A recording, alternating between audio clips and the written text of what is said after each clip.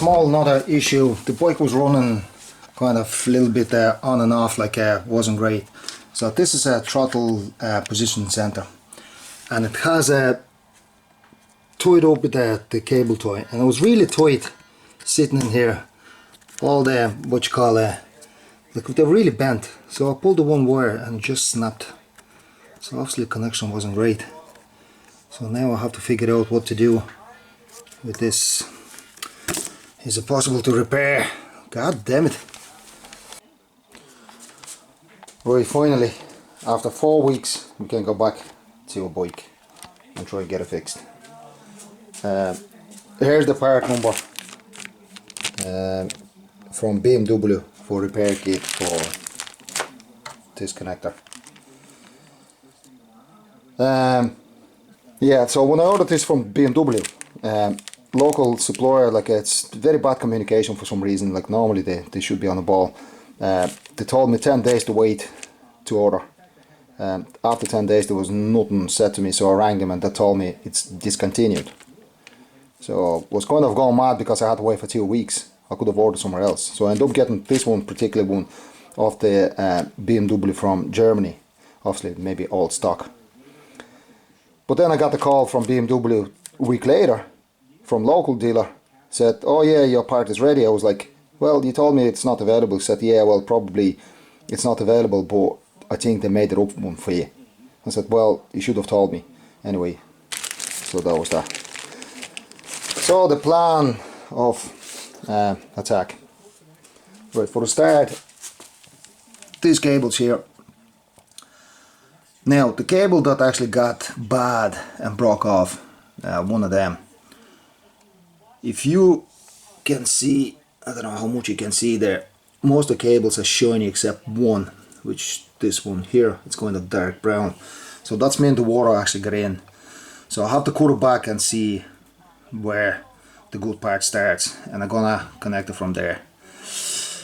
The plan is I'm gonna put a heat shrink on them, twist them together, solder them.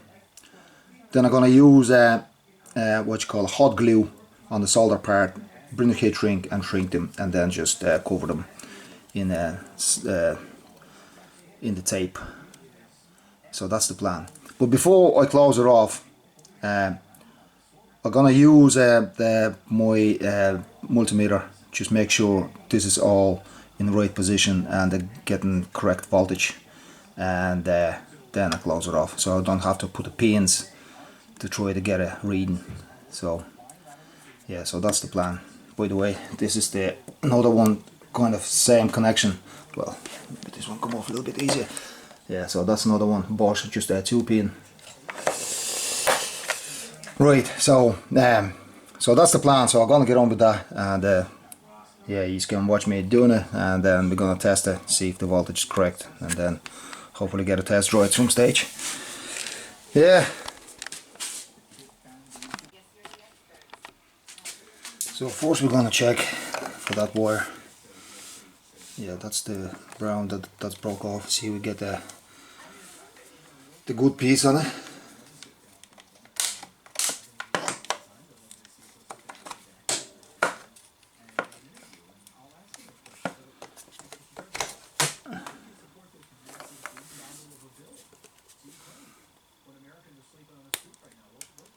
Yeah, that looks good. That's nice and shiny.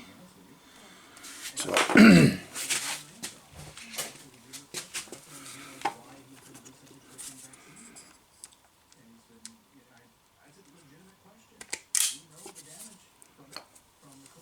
yeah, now that's, you can see,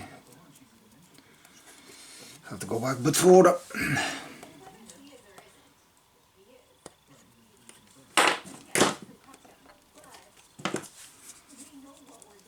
Too much water get into it. No.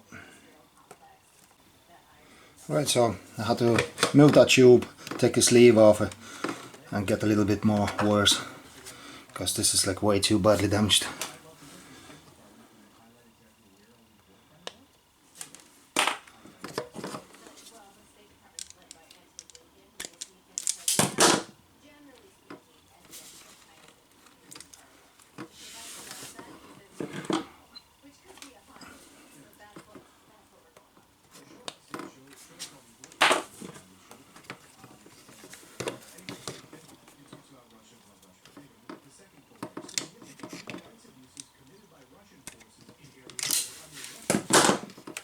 Well,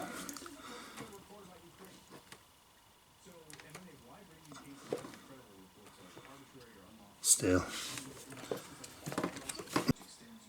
Okay, this is where I'm at the moment.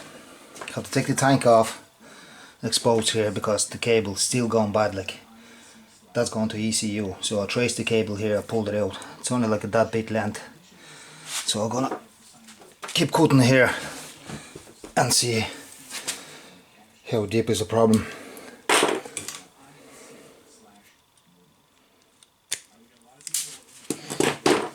It's still going brown.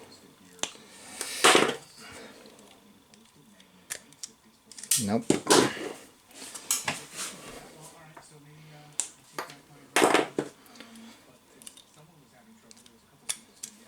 Alright, slightly better.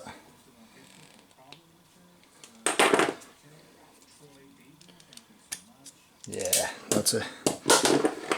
That's coming in better now. Yeah, definitely.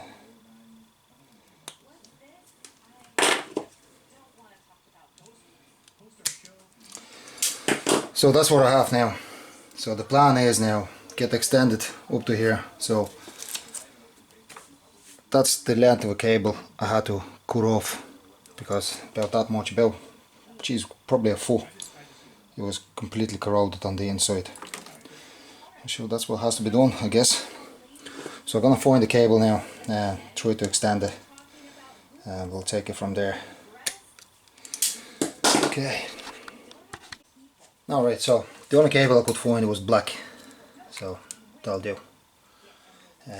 So I have done a twist, so I'm gonna solder up now and put a bit of glue, and then it'll be good to go.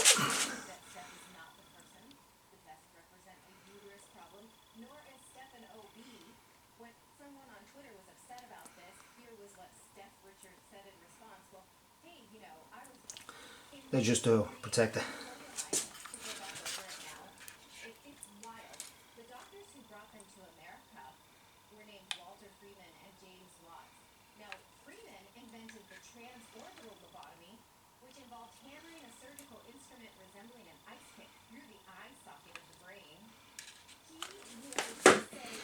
And put a heat shrink on it.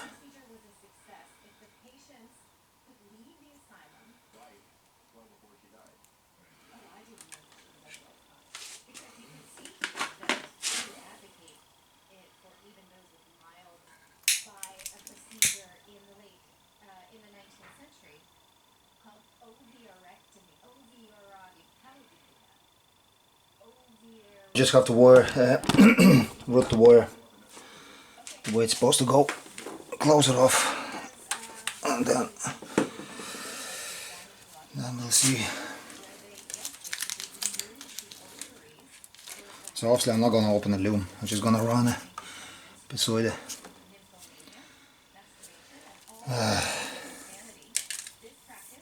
Try to up the loop a little bit, so it won't be hanging anywhere.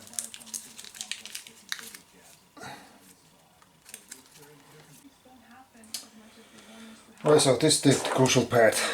We have to match this pin out with the original pin out, and don't mix the wires, okay?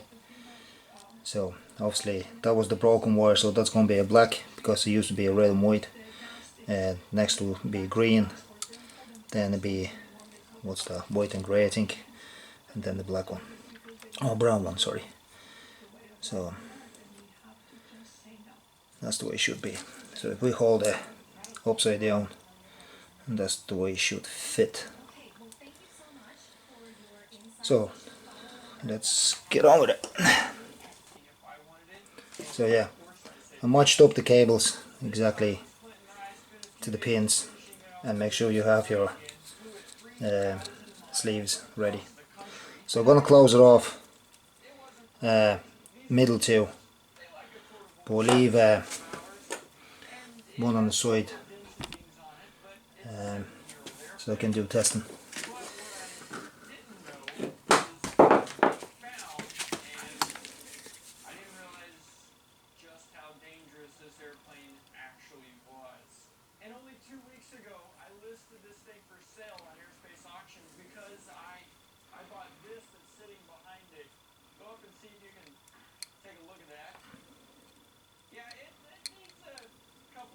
but we'll get to that in a minute. But before I sold it, I wanted to make sure we had TAS, the #1 twin Cessna shop on the planet, go through it to make sure whoever the new owner is gets a very good airplane that was looked at by the best of the best. Also, just a quick shout out to Twin Cessna Flyer. It's twincessna.org. That is a fantastic organization. They helped me before I even bought this airplane and about all of the stuff that we ran into, fixing it up, getting it going. If you don't know them, check them out. Go to twincessna.org. It's a great group of people. Also, on a side note, there's been 4 very good, very experienced airplane mechanics that have been through and over this airplane, and they are finding stuff that all 4 of them missed. That's why they are the #1 shop of twin Cessnas in the world, because they know exactly what to look for, because this is all they work on. While we're waiting on him to get over here to tell us and show us what they found, because we're going to check in on this one. See, they had to do it. They found some corrosion up here, and what little bit I can see, it is looking very nice. They also had to take this. Okay, so I'm gonna close it off these 2 middles. So that's one of them supposed to be ground. I'm gonna stick in the pin out on the screen. Ground, that's the for idle. It's supposed to be at 0.357 millivolts up to 400 millivolts, and the rest, and the other one, it's for obviously when the bike is like at a higher RPM. Right, so we're gonna test this and we'll see what's actual pins are doing there now. Okay, so we're gonna take the measurements. It's basically on the red and white, which is the last pin here, and ground. So it should be 375 millivolts, 400 millivolts. So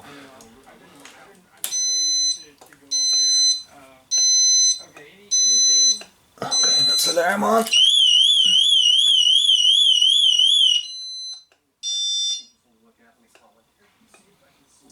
Okay, so knock it off the lights. So let's see what we have on the pin. Yeah. So as you can see, it's a, I don't know how much you can see there.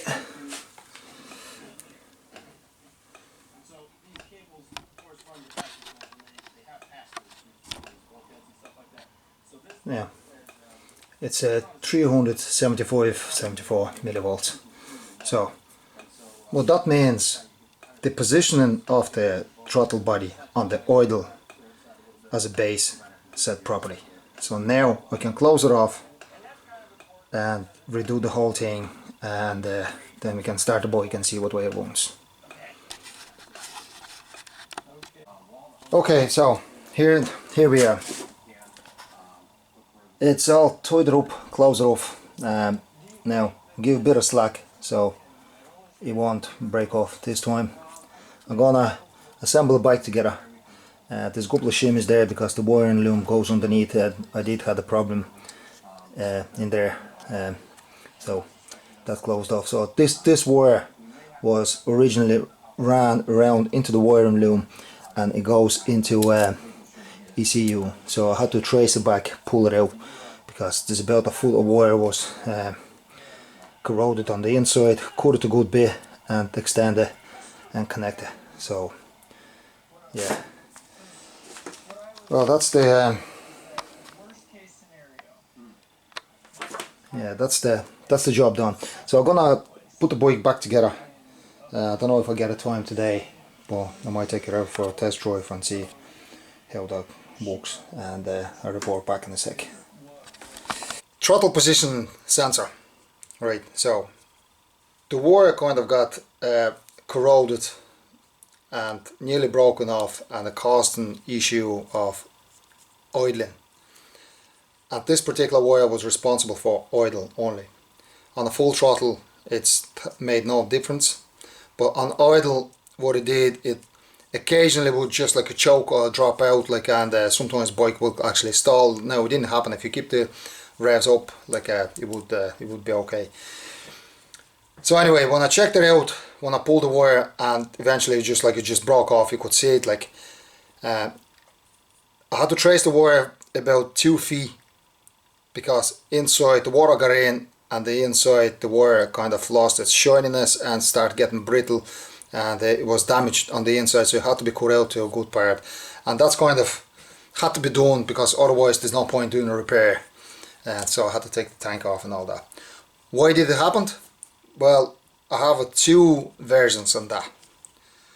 The first one was because it was so tightly cable tight, and the cable is so tight, a bit of vibration and all that could have caused that. And I think it's been known to people like that's the issue. The second one, this particular wire for idle, and lots of people when they do tuning, they have to probe it into the back of the connector. There is like a weather seal, so you're supposed to probe in there and get your reading. But some people just like break the skin and probe it that way, maybe a bit easier. But I say it's a possibility that somebody probed it, never sealed it, and just left it like that, and corrosion just got in there. Water gets in anywhere like it wants, like over the years. But yeah, so this connector only cost me like €18. The BMW does repair kit, it's at €18, but overall the bike is fixed, it's running, happy days. Yeah, just watch out for that. And yeah, it's what's meant to be like just a minor repair turned out into be like a disaster. Well, it's not disaster, it's just like loads of stuff taken apart, taking that tank off and the fairness. Oh my god.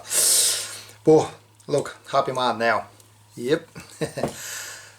Thanks for watching the video, and I try to make a few more like as it comes, like just haven't got the time. So alright, have a nice day.